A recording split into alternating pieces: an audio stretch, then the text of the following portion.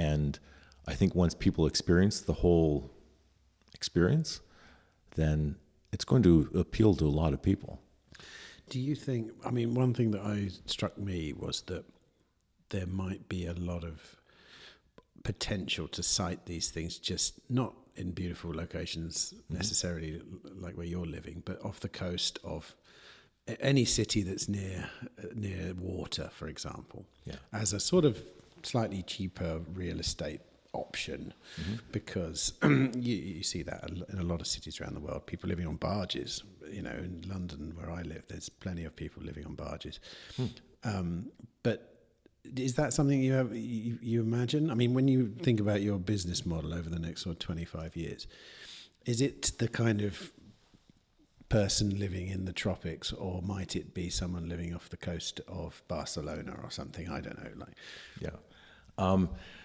The technology we've built can be applied to a lot of different floating structures.